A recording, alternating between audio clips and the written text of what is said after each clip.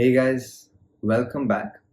In this video, we're talking about shadow work and how it can actually bring more power to you when you look into your shadows. Now, shadow work was coined by Carl Jung when he talked about that there are some unconscious parts of ourselves that we deny, suppress, or hide, which then, if they are seen or triggered, then they create some kind of conflict within us. And we can always observe them whenever we have a trigger about someone or about ourselves. Each time we have a trigger, there's some shadow lurking in which we haven't fully integrated yet.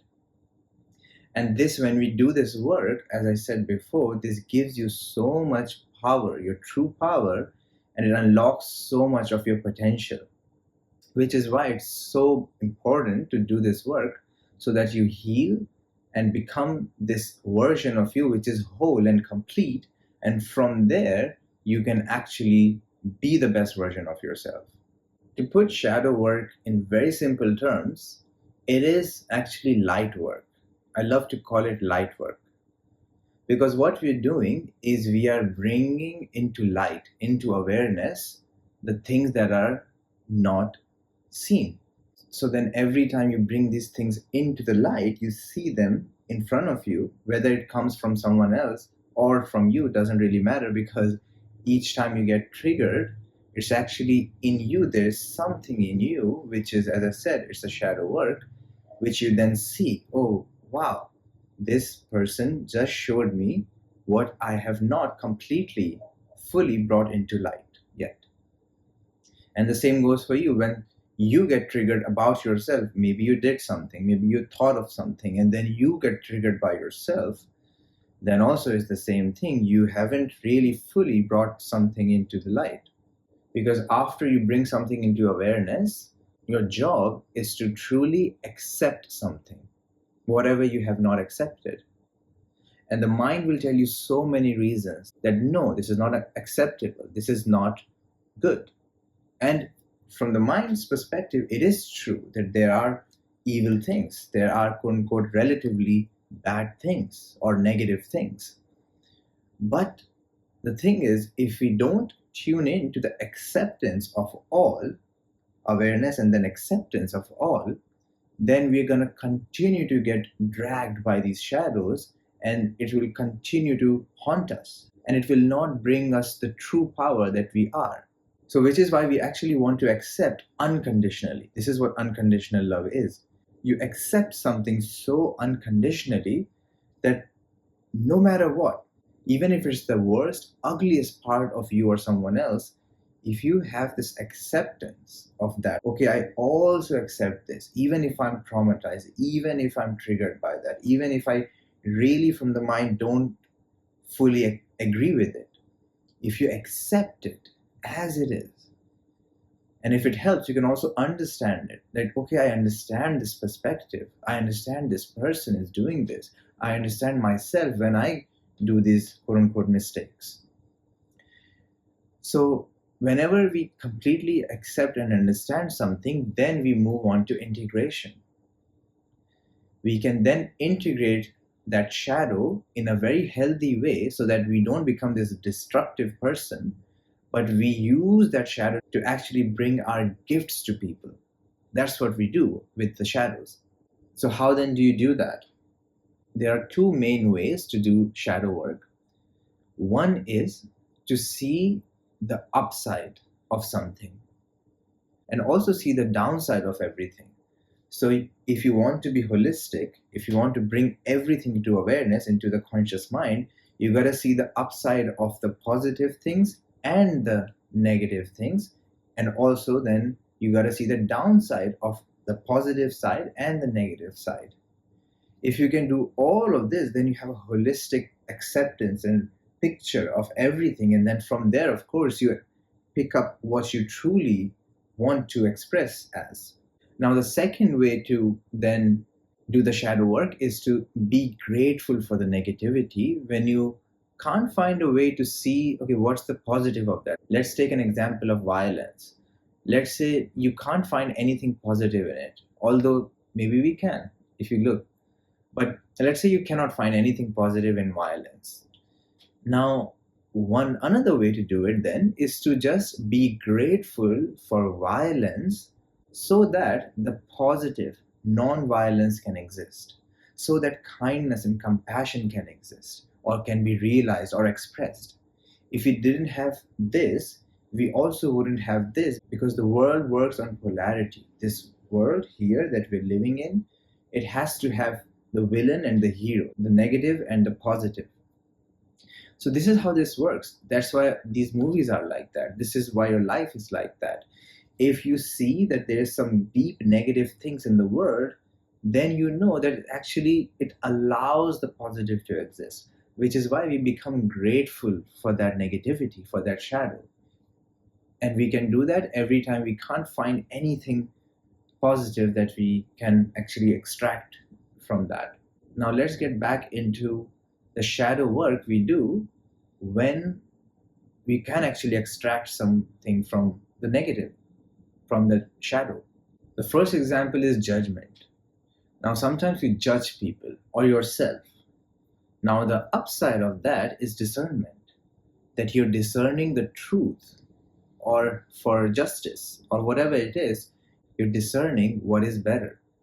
So the upside of judgment is that it allows you to discern. But of course, if it comes with this negative vibration of hate, then it's not expressed in the best way possible. But nevertheless, if we don't look into that shadow fully, like, wow, this is judgment, then we can't extract the positive from that also. Another example is lust. Now, lust in society can be seen in so many different ways. And if you want to extract the plus from that, is actually love. It's actually love making and pleasure and giving and receiving. It's so beautiful, this energy exchange that can be used if we learn to see the upside of that. But of course, people then distort it, and that's why it becomes a shadow, because we see, oh, people are using this power, this thing, as a negative, and that's why we then resist from that. We try like repel from that.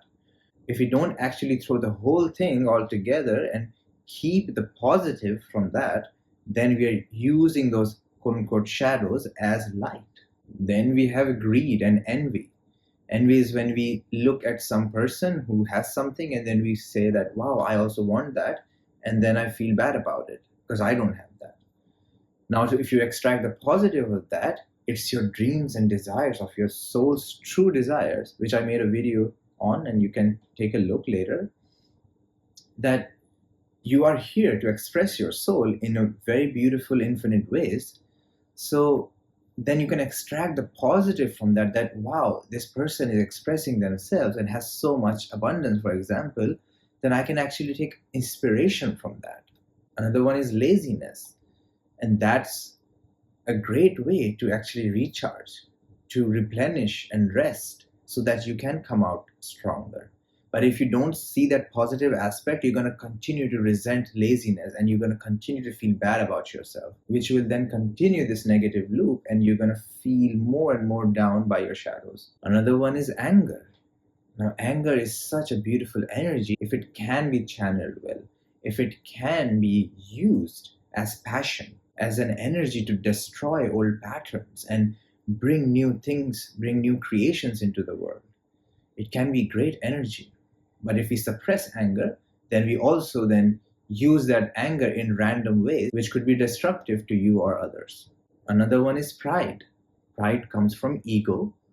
But if we take that pride and extract that there is some positive aspect of it, which is that we then can use this as a motivation for service and being honorable, then we are not making it about ourselves, but just doing good things so that we can feel good, but not because of the pride, but it's just the positive aspect of pride, which is of service, of being honorable.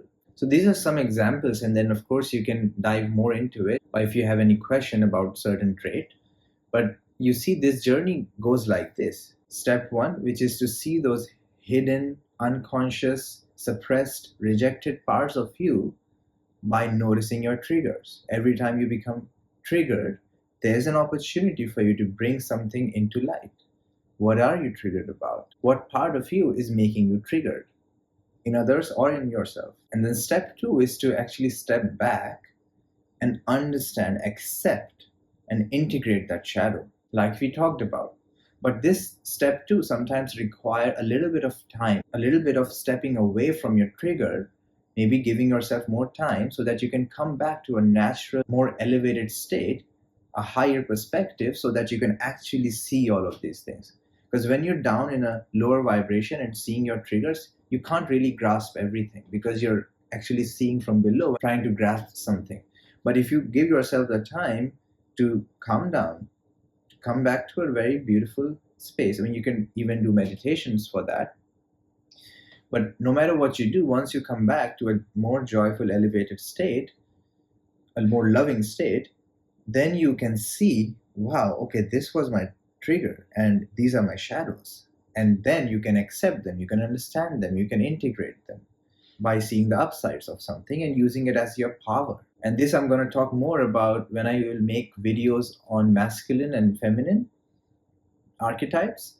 Then also I'm going to talk about these shadows there, because there's so many masculine shadows and the feminine shadows that we can understand and integrate so that we can use these dark aspects of us into the light. Now the step three is the choice that you make in your day-to-day living, not in just in your mind, but when you're living your life, you're choosing love. You're choosing a positive expression, the highest expression that you can, but from a very accepting space where you're not triggered, where you're not choosing something out of a trigger, out of non-acceptance, but out of unconditional love. And then you just choose the highest, the best for you and for others. But you can only make this free choice when you are free from the triggers. Otherwise, it's not a free choice, just a rebellious choice, or you're trying to force yourself into something. But if you don't try to control and force, but see that you can accept all of this, and then you can actually choose out of love, out of freedom, and then see, you will want to choose the best for you and for others because you have integrated those shadows. And now all that's left for you is to be of service in the highest and the best way possible. So you see, the hero, which is you, needs to be holistic. It can't just be this innocent little person who is only seen the positive. It has to see everything.